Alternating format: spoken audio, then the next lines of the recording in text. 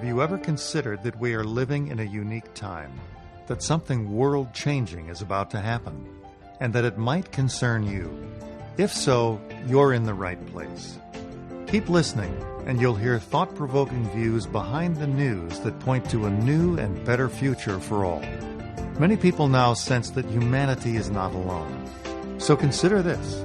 If the Christ or the Buddha walked among us today as modern men, would we recognize them?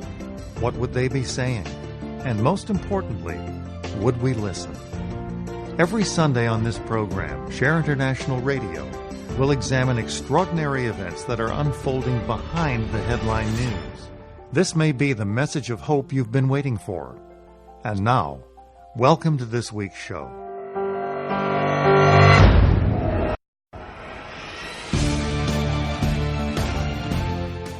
Welcome to our listeners around the world. I'm your host, Cielito Pascual, podcasting from Seattle, Washington, and I want to thank my co-host Diana Gold-Holland and our producer Francis Oman for helming Share on the Air Radio for the past couple of Sundays. If you're joining us for the very first time, welcome. Something world-changing is happening now, and we explore that event on this show. We talk to ordinary people who have a certain insight and understanding of this event from different perspectives. And on OMTimes Radio, we have a whole archive of our past episodes. You're able to enjoy all of those shows streaming for free on OMTimes Radio. And you'll hear an extraordinary range of thought-provoking views on what's happening in the world and what's happening behind the scenes of the events that we're reading about in the news. Just click on Free Archives on our page at Share on the Air Radio and click on the icon that says Listen Now. On this show today, we will explore where creativity and the soul connect, and why this connection is available to all of us, not just artists. And as we do on every show, we're going to explore what this means for humanity, because this is exploring what's happening to humanity today, this very minute, is extremely pertinent. We're going through transformation right now, and it's important to understand what's going on. Joining me today is artist and painter Gina Blickenstaff from Colorado, whose work has been exhibited around the U.S. and has been awarded at the international level. Gina is also a student of the esoteric wisdom teachings of Alice Bailey and Benjamin Creme, and she will explain how art and spirituality both express through her work and her life. Welcome, Gina. Thank you for being on the show. Thank you, Cielito. It's truly an honor to be here. I think you guys are doing an amazing job, and I want to thank you and Diana and everybody who's standing behind you for creating this opportunity to participate. And I'm really excited because we're presenting a topic we haven't presented before, and that is on creativity. I've seen your work. If our listeners go to our Facebook page, Share on the Air Radio North America, you'll be able to see beautiful paintings from Gina's body of work. And so if you're able to click there now, take a look, and you'll get a fuller experience of what Gina is here to share with us. Let's begin with the question of how do you define creative expression, Gina? Well, to my mind, I think it just comes from a personal inventiveness. You know, taking a new path that you haven't taken before, following a deep inner urge as opposed to copying things that other people are doing or saying or feeling. It's bringing forth your own unique expression in the world. That would be my take on that. And most of us would think, oh, I can't draw, painting isn't my thing, or, I can't carry a tune. So you're talking about something that's more than just, it's really following your heart. Yeah, right. Exactly. I think the whole universe is creative, and everybody is expressing that creativity in a different way, you know, and the people have been on your show are very adept at what they do, and they're using the creative faculties that they have to create that beauty and that learning and education and sharing it with the world. And I think that's all creative expression. Why, you know, it makes sense, but if we can go into a little more depth of understanding, I'm hearing a connection between creativity and a sense of well-being. Why are those two connected, and why might that be missing today in most people's lives? Well, you know, the soul is all creative, all loving, all wise. You know, the more we link up with our souls via the Antakarana, which is the bridge that you build from the mind to the soul when you're meditating, you know, the more we have aspects to those qualities of the soul, and we become more creative, we become more loving, we become more wise. And I think this in itself is deeply satisfying, because in this way, you know, we're carrying out the purpose of our soul in it, and that helps us to evolve spiritually. And I think that's our goal. So it's, you know, it's what we strive for. Why does creativity come through the connection with the soul?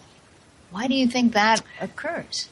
I don't know. I think, you know, I think there's a timeless river of the sweetest, most pure and rarefied energy flowing, you know, just beneath the surface of our material world. And we live in a world of moving atoms. Everything is connected, and it's all one. And we just have to learn to access that finer vibration. And we do this through the concentrated effort and attention and through the use of the creative imagination. I think it's all connected. And,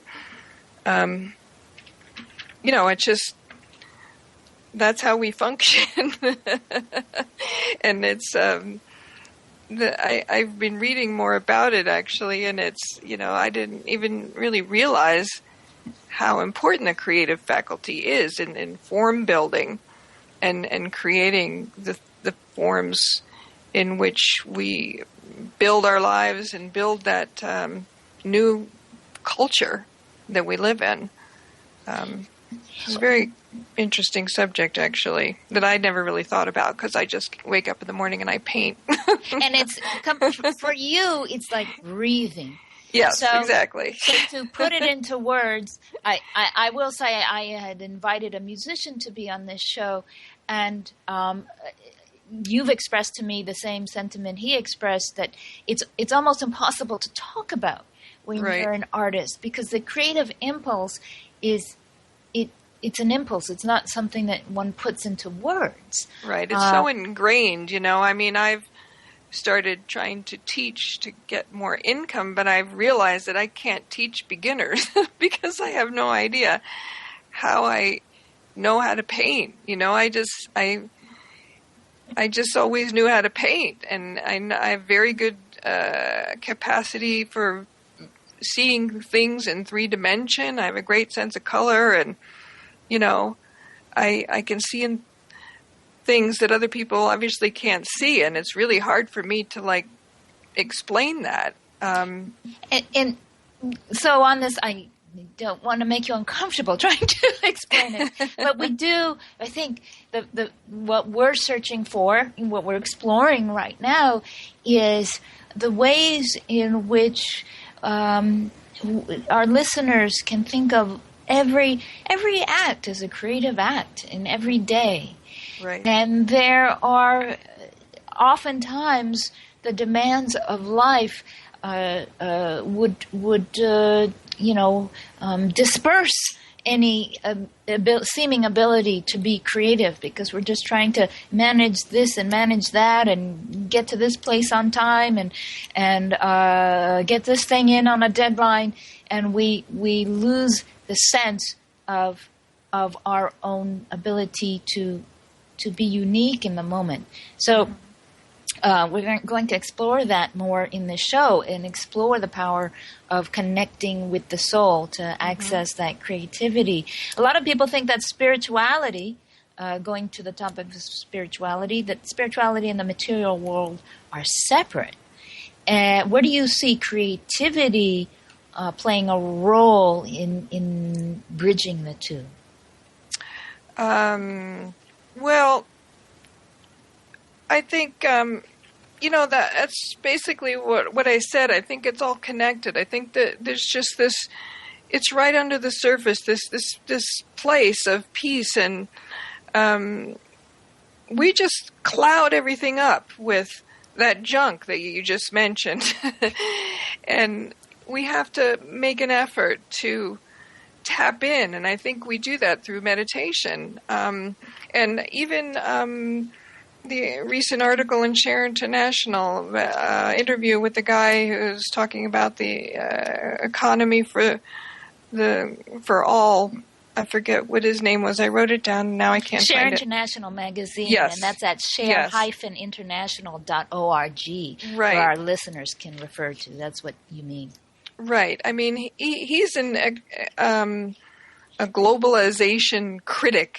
That's how they entitled him. But he was basically saying that he experienced sort of the oneness of all when he was young, and he's just tried to nurture that. And that's where he gets his intuitive faculty to try to help the world. It comes from a universality, feeling of wanting to. We have to go to break. I can keep that thought. Yeah, no, for next time. absolutely. This is something very important to explore, because I think everyone listening is Okay. really interested in how we can focus on different values, more creative values. So, listeners, stay with us. In our upcoming segments, we're going to talk about the purpose of the soul, why we're here, and how creativity expresses to that. Stay with us. Free your mind. Expand your soul. OMTimes Radio. IOM FM. Now there's a book about UFOs that stands out. British author Benjamin Creme has worked directly with the Space Brothers and writes about their spiritual mission in The Gathering of the Forces of Light, a truly inspiring book. Visit shareontheairradio.org for details. That's shareontheairradio.org. shareontheairradio.org. Live with medium Lisa Phoenix, Mediumship Messages and Musings, explores mediumship and all things metaphysical. Lisa Phoenix invites you to reach above and beyond your everyday experiences, to explore new dimensions in the spirit world. She will do live readings to connect callers to their loved ones in spirit, shares engaging stories and teachings from her own personal experience, and will have intriguing conversations with other mediums, spiritual teachers, and healers to help you understand the metaphysical world so you can connect to these forces in your day-to-day life. Join your host on this magical and metaphysical journey into the world of spirit every Sunday at 1 p.m. Eastern Time. Simone Milicis would like you to know that business can be fun, which is why she wrote the book, Joy of Business. What if you could have the joy of business rather than the stress and struggle? Most of the time, the only thing stopping you from a thriving business is you. In the Joy of Business book, Simone gives you access consciousness tools and pragmatic ways to get out of your own way and to create the business, life, and living you know is possible and beyond what this reality says is achievable. Business is joy. It's creation. It's generative. It can be the adventure of living. You can purchase your copy of the book through Amazon or Joy of Business website, www.accessjoyofbusiness.com.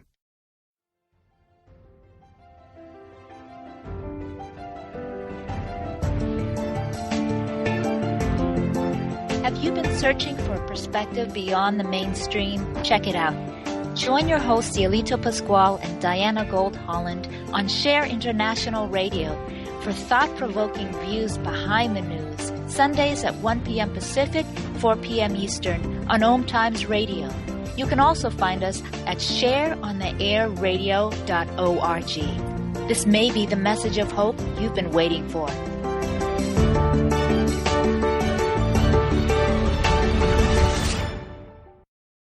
The cutting edge of conscious radio. OMTimes Radio. IOM FM.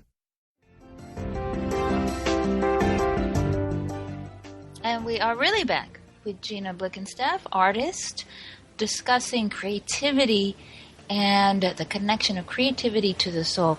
Gina, I'm glad you mentioned Share International magazine, because this show is inspired by that. Our listeners can go to share-international.org to refer to a whole range of topics, not just creativity and the soul, but information on what we talk about every week, the information coming from Benjamin Krem on the emergence of the Masters of Wisdom and Maitreya, the world teacher. But just to step back a bit, Gina, let's talk about I found the information, by the way, on this guy, if you wanted me to finish that thought. I don't know, about Christian Felber. But we can move on if you'd prefer. Okay. I'll let the listeners refer to that online, because we do want to talk about your background as an artist. Okay. Gina. All right. Talk about how young you were when you realized that art was important to you. How did art begin to show up in your life? When I was born, because before that. I was born with a paintbrush in my hand. My parents were both classically trained professional artists, so I didn't really have a chance. They were just there, and my dad was in his studio and my mom was at her art desk all the time, and I helped them, leaned over them, watched them work, and they remained my best critics my whole life and supported me in everything I did creatively. So I didn't have any conflict. My biggest conflict was just my own insecurity and not wanting to compete. When I went into junior high school, it was a bigger school with more artists, and I thought, I'm just going to go be a forest ranger or something. But then when I was a mid-teenager, I walked into a friend's father's professional art studio, and I smelled the paint, and I said, oh, well, this is going to be my life. And I just knew, that was where I was going to go. So you mentioned as you got into school and there were more kids, were you in an art school? Did your parents put you in a special school? Well, no, not in high school. I just went to a regular high school in New York. I grew up in New York. Oh, okay. And so other fellow talents, artists in the class, right. Well, for as an artist, it's your work. You're a creator of a thing. You have total control over the thing.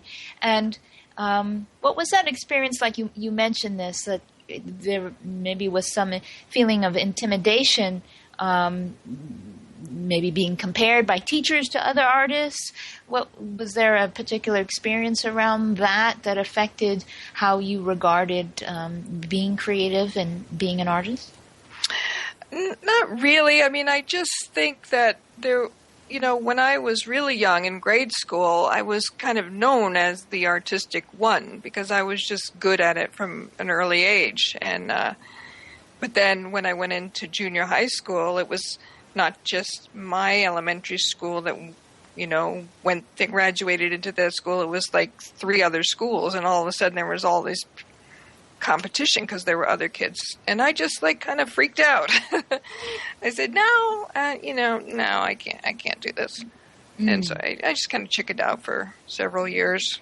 Which is kind of the experience of school in general, because school is based on comparing and competing, comparing oneself and one's teachers, comparing one to the other students. And so it can be a rather it can be traumatic. Yeah. For creativity. I can totally understand that. Now, when we talked earlier, you mentioned that you began meditating at the age of 15. Right. What drew you in? Were your parents involved in meditation, or did they raise you in a spiritual practice? Well, my parents got divorced when I was 11, so I didn't really have that much to do with my dad over the years, but he always sort of defined himself as an existentialist, and my mom was kind of a New Agey person and was into all kinds of bizarre things and Eastern religions and, the Seth Speak books and Lab Sing Rampa and, all kinds of crazy stuff. And so I just had an open mind, and I just kind of went where the wind blew me, so to speak. And I went to a meeting for transcendental meditation when I was 15, and I saw these people sitting on the stage, and they were perfectly still on these sort of wooden chairs. And I thought, well, that's cool. They just really so quiet and so poised. I said, I want to be like that. And I signed up, and I was doing transcendental meditation, my whole adult life until I got involved in this work and started doing transmission meditation. But I still do a personal meditation, which is very similar to the transcendental meditation, as well as doing the transmission meditation. Mm-hmm. And we've talked about transmission meditation before on this show. On every show we talk about it because it is the most potent meditation anyone can do for themselves and for the world. So we'll talk about that in a later segment. But let's fast forward a little bit. How did you come across the information from Benjamin Creme, the author Benjamin Creme? He's published a dozen and a half books, as I mentioned, on the emergence of the great elders of humanity emerging onto the world stage to help guide and inspire us out of this, the tremendous challenges that we're faced with environmentally, economically, socially. Everything's coming to the surface today. But many years ago, you came across you attended a lecture. Can you describe that experience? Well, I was basically dragged to Benjamin Creme's lecture in 1982 by someone in my life who had been involved in a lot of very bizarre things. I mean, he was telling me about a civilization that he believed was inside the earth and things like that, and I didn't take him seriously, and I went to the lecture anyway, and I said, well, this is going to be dumb. I said, this is dumb, to myself, not to him. And but the whole time I was just sitting on the edge of my seat.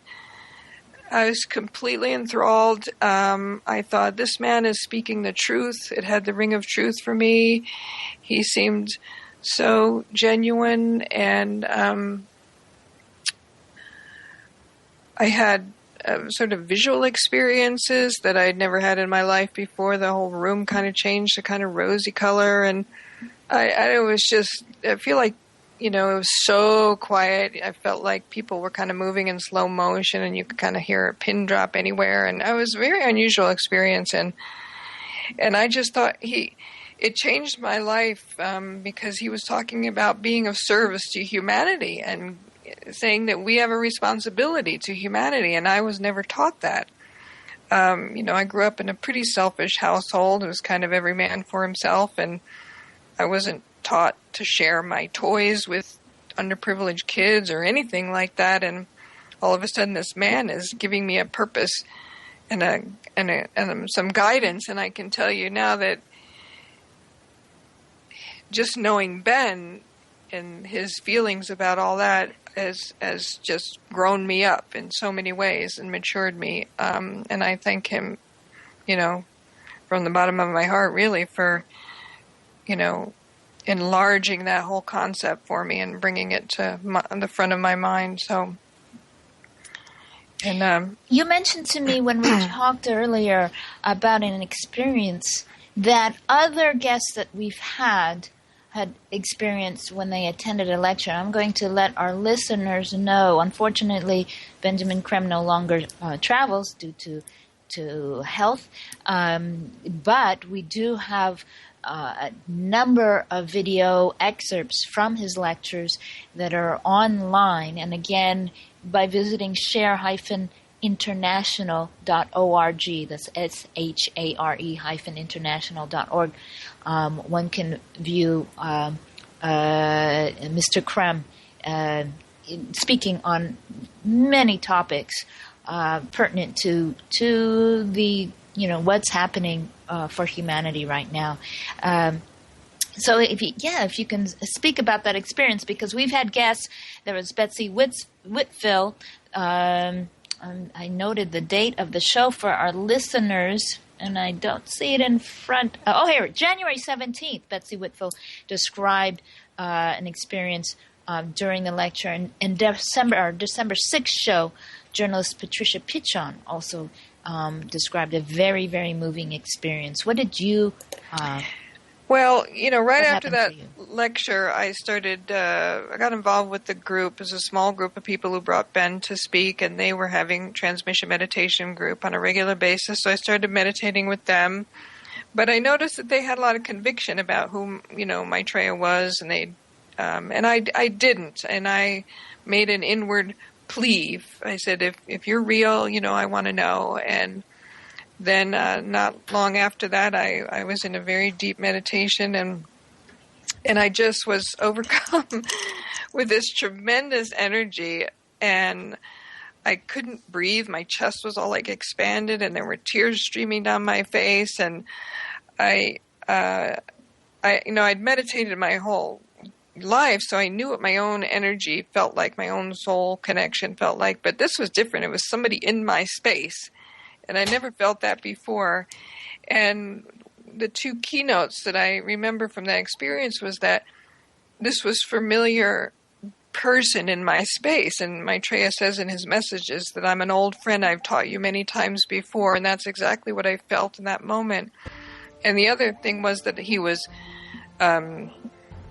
he could see through me, that he was unconditional love, and everything, that he saw about me was fine.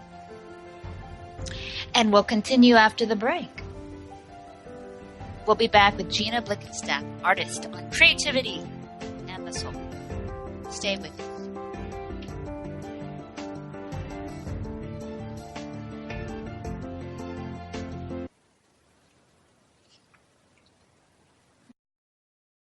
Free your mind with OMTimes Radio, IOM FM. Share International magazine is unique in the world today. It draws connections that make sense between headline news and spiritual changes unfolding now on a global scale, and explains the forces driving those changes. It may be the message of hope you have been waiting for. Investigate for yourself at shareontheairradio.org. That's shareontheairradio.org. shareontheairradio.org. Hey ladies, do you want to have that good hair day feeling all the time? Gentlemen, would you want your special someone to have that glow, letting you know she is feeling completely satisfied? This feeling and that glow can be yours by embracing your sexual power. So join me, Rachel Kenley, award-winning romance author, on the O-Spot. The O-Spot will guide you to that peak with guest interviews, book discussions, and conversations on the thrills of sexual empowerment. Put the zing back in your life. Come up and see me sometime on the O-Spot, live on Hump Day at 10 p.m. Eastern. OMTimes Magazine is one of the leading online content providers of positivity, wellness, and personal empowerment. A philanthropic organization, their net proceeds are funneled to support worldwide charity initiatives via Humanity Healing International. Through their commitment to creating community and providing conscious content, they aspire to uplift humanity on a global scale. OMTimes, co-creating a more conscious lifestyle.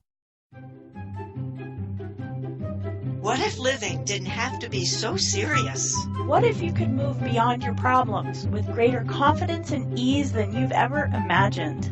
Throw your labels out the window and join the Irreverent Therapist for practical tips and a very different way of approaching the changes you would like to create. Marilyn Bradford and Pam Hodling have empowered hundreds of people to come out of self-judgment, quit looking to experts, and begin to create the lives they desire.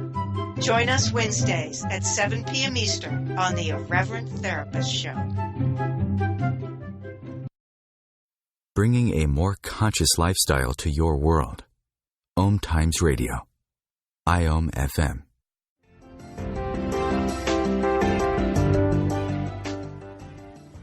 And we're back on Share on the Air Radio.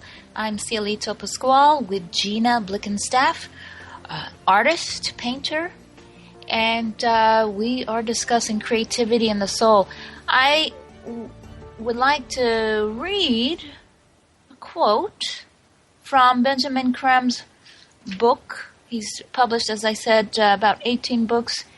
This is from The Art of Living, and this is actually a quote from Benjamin Cram's master. Until now, a truly creative life has been the privilege of the few. In this coming time, the untapped creativity of millions will add a new luster to the achievements of man. Emerging from the darkness of exploitation and fear, in true and correct relationship, each man will find within himself the purpose and the joy of living.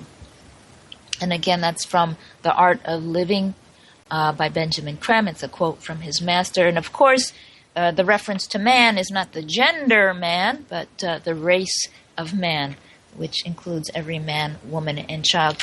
And Gina, you're talking about the experience of unconditional love, and that you had when you made a request of Maitreya to have an experience, and that ended up. I'd like you to talk about that experience and how it influenced your paintings, because today you focus on depicting relationship and love.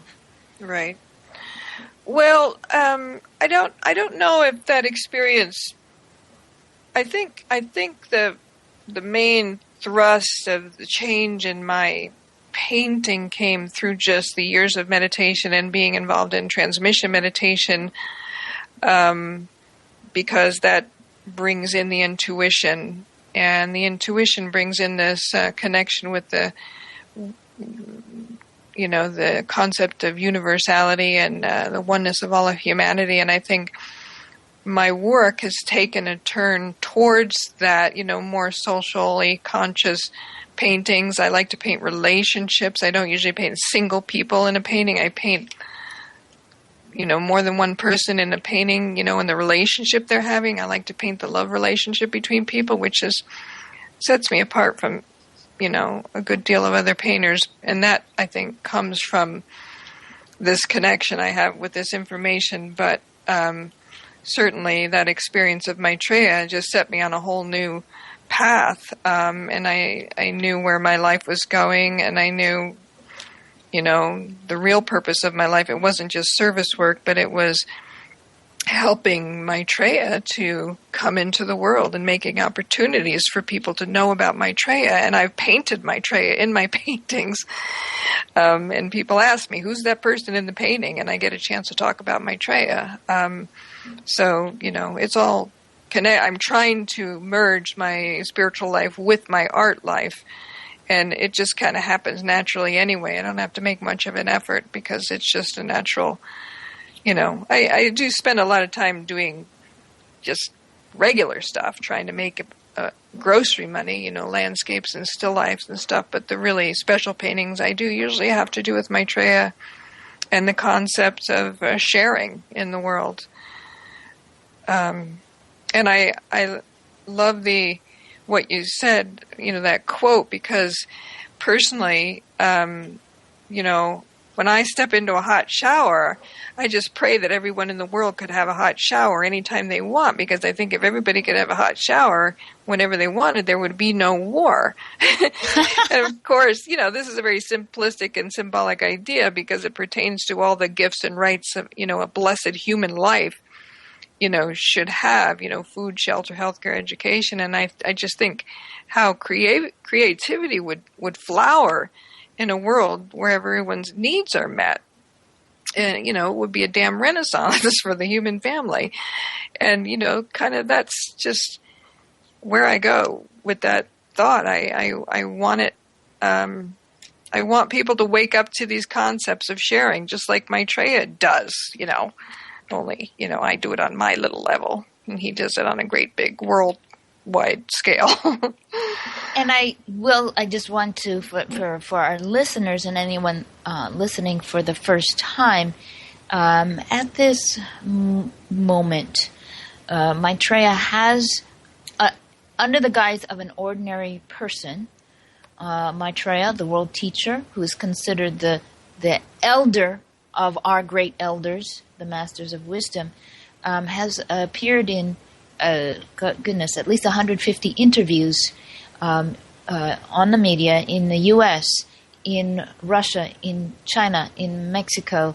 And our listeners, I encourage to pay attention to the news, to pay attention to the people speaking on sharing, pay attention to those who are fighting for social justice, and anyone involved in that work at any level, whether it's the community, whether it's at the city level or the national level, everyone involved in fighting for human dignity has the help of Maitreya and the masters behind them. And certainly when you look at what's happening in the world, we're seeing an increasing momentum of ordinary people, such as yourself, Gina, such as everyone we interview, ordinary people, whether they know this story of Maitreya, whether they read the books of Benjamin Creme, are standing up for the dignity of all humans, the fundamental rights of shelter and food and health care and education.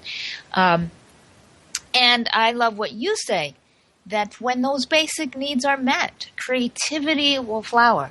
If you have to walk 4 hours to get clean water, or 5 hours for clean water, there's no time for creativity. Right. There's no time to rest and regenerate, and to tap into what you so beautifully described as this timeless river, this of rarefied energy flowing below the surface of all forms, something that we all have access to if we're not burdened just trying to maintain a roof over our heads and a roof over our families' heads. So this is where it all ties into the future of humanity, that the gifts at this moment, people are not able to express those creative gifts. We have far fewer artists, far fewer scientists, far fewer teachers, because the wealth of the world is concentrated among very few people. And this is an imbalance that Maitreya has urged us to begin to correct. And he believes that we have the capacity to make that correction. No one's coming to save us. We will do the heavy lifting. And so if anyone has any inclination to make a world a better place, you're doing the right thing. I wanted to go to... That's a segue into the question of why we're really here. What would you say is the purpose of the soul, Gina? Well, on that note, pretty much, I can't imagine a soul whose goal is to come into incarnation and to sit around watching a football game on TV all day. And I'm the kind of person that likes to distill everything down into the basic ingredient, which to my mind is love. I say love is the answer. Now, what was the question? And, we're living in a sad and dark world, and the rich are parading their wealth before the poor, and people are starving to death, because of the greed and lack of attention from the forces that be. And, this is just a situation of a deep lack of love. And to me, that's what would keep the soul, off the recliner and, propel him forward into action. And, this is our reason. That's all I can figure out. Why we're here is to change what is into a more loving situation so we can all evolve and do whatever it is we're supposed to be doing on a higher level. And love is inherent to our being. Love is the glue that holds everything together, but we've limited that definition of love to something else, and it's become distorted because certain numbers of us own and control certain things, and certain numbers of us don't own and control certain things. So there's no absence. It's the distortion. It's not just those material things either. If I could just add something about that, because we were talking about the experience of the unconditional love, and what I felt in that moment with Maitreya was so beautiful, because it was like, I'm okay who I am, and it doesn't matter. He knows all the deep, dark secrets about me. He knows my insecurities and my detriments and everything was okay. And I think we're weighed down also by not only our own complaints about ourselves, but everybody else's complaints about us. The criticisms from those close and, to us and near and dear to us and all that. And those are very powerful things that are very detrimental to each other. The gossip and the, everything that brings us down. And I experienced that tremendous love that, we say we love each other on this level, but it's nothing like what I felt in that moment. That was a very, very high register of a different kind of love. And so, it is very, and I think meditation, brings you into this focus of understanding more that, when you are having access to true intuition through those soul levels, there's no competition, and there's no, all those things just kind of fall away, and you can really see what's at the basis of everything, and you can learn to be more loving. So it's all works together. It's not just the lack of food; it's the lack of love for each other. That it clouds us. Yes. And then we can't be creative, because we're just like reeling. We're just in grief all the time, or hating ourselves or whatever.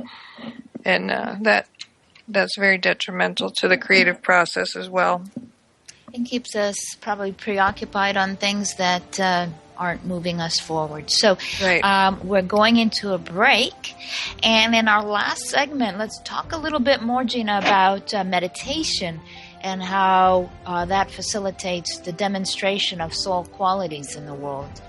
Okay. Come back after the break with us. Go to Facebook at Share on the Air Radio North America. If you have any questions, you can post your questions there or write us. Bringing you the best of the conscious minds in the world. OMTimes Radio, your conscious lifestyle on steroids. The Awakening of Humanity by Benjamin Creme is a concise, prophetic book about momentous changes soon to occur. It focuses on an unprecedented event, the emergence into full public life of Maitreya, the world teacher. Download the book free online. Visit shareontheairradio.org. That's shareontheairradio.org. Shareontheairradio.org. The truth is, you can't change the world if you're broke. I know. I tried. Isn't it time you turned your life's calling into a profitable, freedom-based business? I'm Michelle Barr. Join me every Thursday at 2 p.m. Eastern for Sacred Success. Are you trying to get from point A to point B and need a little advice? Connect with the counselors at OMTimes Advisors. Whether you're looking for a life coach or a spiritual intuitive, the advisors participating at advisors.omtimes.com were carefully chosen based on their gifts, skills, and professionalism. OMTimes Advisors, connecting you with the best advisors in the business. Welcome to The Gathering Around My Kitchen Table on Equilarium FM, Wednesdays at 1 p.m. Eastern Standard Time. Join my guests as we integrate spirituality into everyday reality with vibrant conversations, inspired interviews, and my latest channeled guidance to inspire and brighten your day. I'm Claire Johnson, and together we'll be raising vibrations across the nations. The Real Conscious Connection. OMTimes Radio. IOM FM.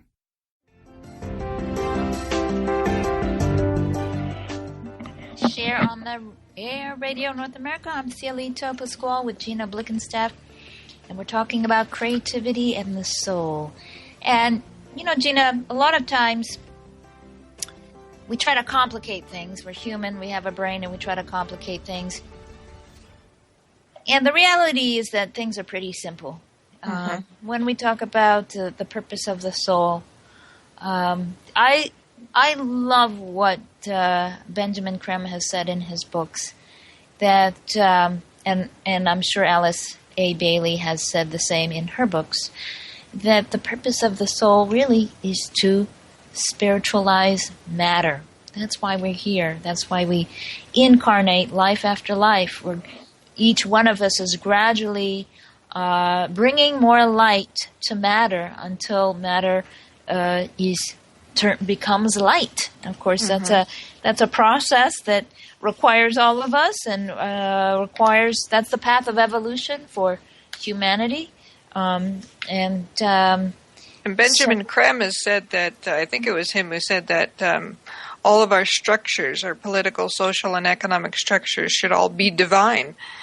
And, this is accomplished through the use of the creative imagination, Yes. Yeah, so that's a big job. Be divine by, what does that mean, being divine? How does our political system become divine? What do you think that means? I don't know. Make it light somehow, make your structures out of light. Require all your employees to meditate or something. I don't know.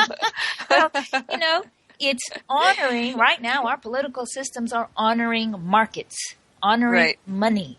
Right. Our systems, our political and our economic and our educational systems do not honor the human being. Right. Everything is for profit. And this is why we're seeing such extraordinary dissatisfaction in the world, because our systems are not, politics and is not speaking to us as human beings. And, and people are responding to this in extraordinary ways.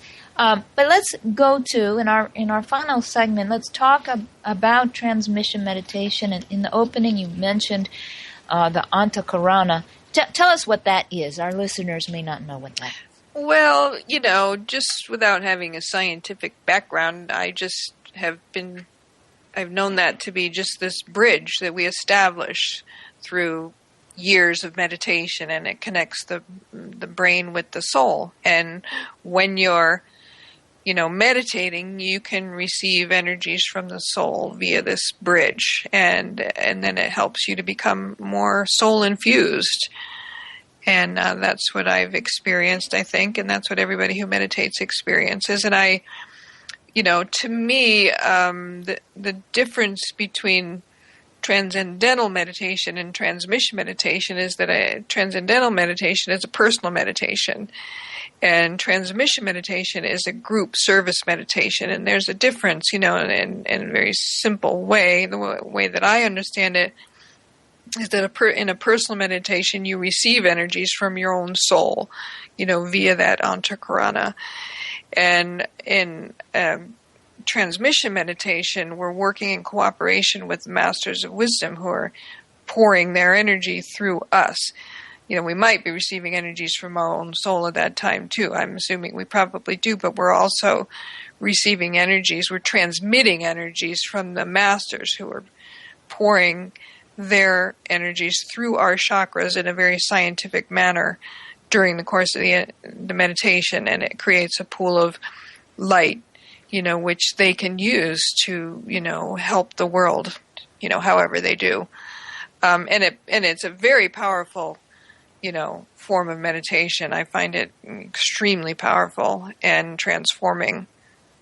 And Benjamin Creme even calls it a hothouse for your own spiritual evolution, because it has the effect of sort of speeding up your evolution. It's a forcing process. That's what he says.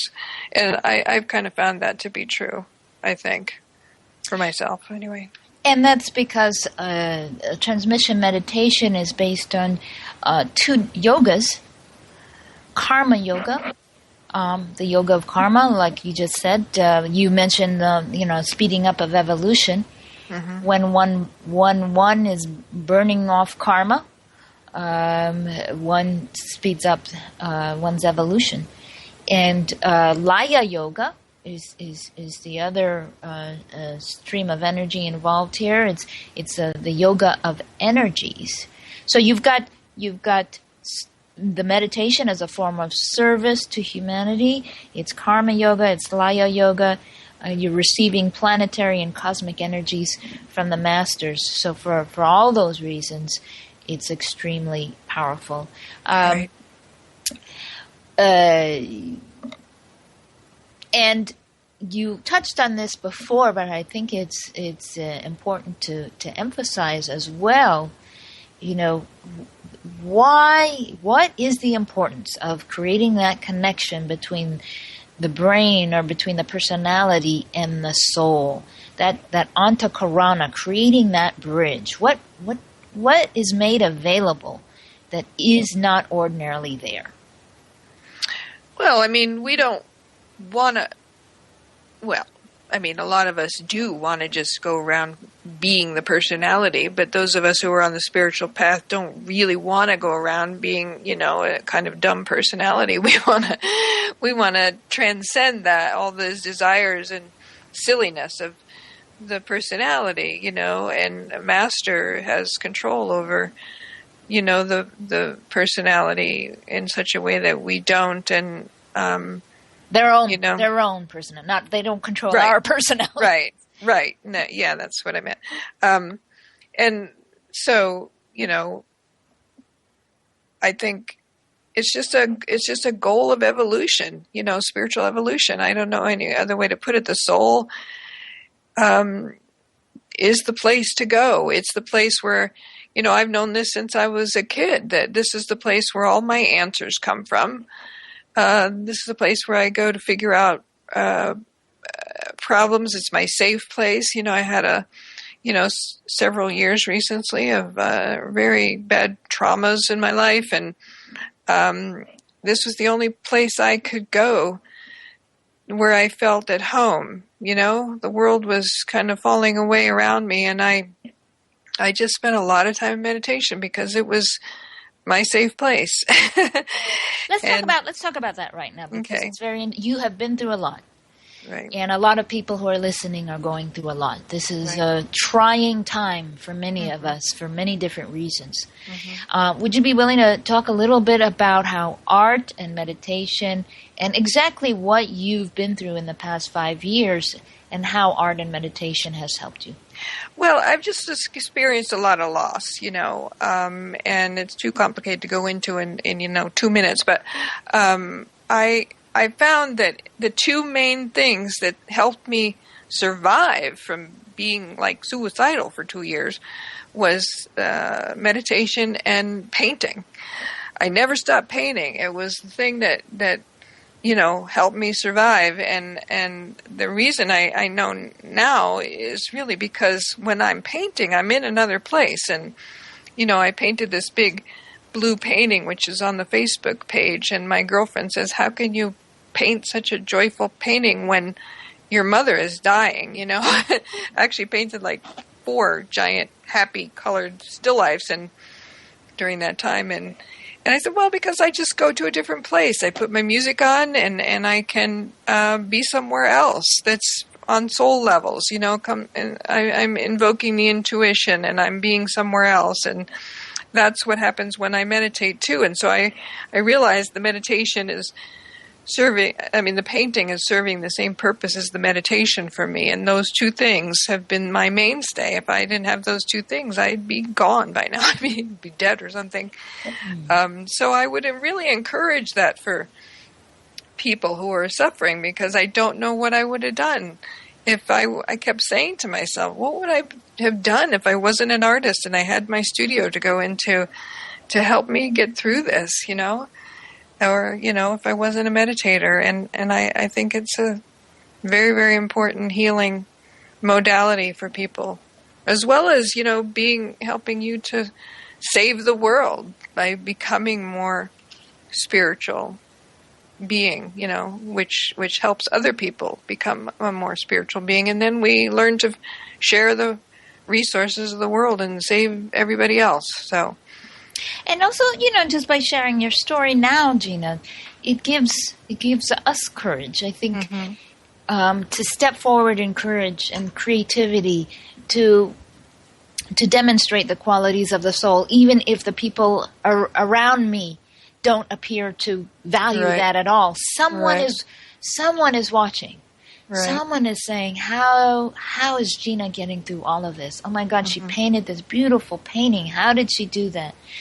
And so another, what a beautiful service to those around us, to be creative in spite of circumstances, because that requires courage, that requires a willingness, a focus, and many of us are waiting for another person to demonstrate that courage so we can step forward too. So on a personal level, I think it serves tremendously. You talked earlier about painting in solitude and your concern that was a selfish act. And you came around from that because you told me you realized something. Well, I just realized that somebody else was completely in love with my painting, and when I saw her being in love with my painting, I realized that that's the way I feel about music, and all of a sudden it made sense to me, the purpose of being an artist, because I felt really stupid just sitting. I felt useless in my studio all day by myself painting these silly paintings, and I didn't know why I was doing that, what was the purpose. I didn't feel like I was being of service, and when I saw her being uplifted, I realized that that's the way music uplifts me, and that's the purpose of art, for upliftment and to inspire, to teach, to educate, to give people new perspective. And I realized, okay, that's a great purpose. I'm okay with that. And that's a wonderful way to end our show. Thank you, Gina, so much for joining us and offering so many insights. I'm honored to be here. Thank you so much. Thank you. Next week, we'll have Gary Dorko, who's going to speak from a scientific point of view. He's a layman who is paying attention to what scientists are saying, rejecting many things that science seems to want to be attached to. It'll be a great show.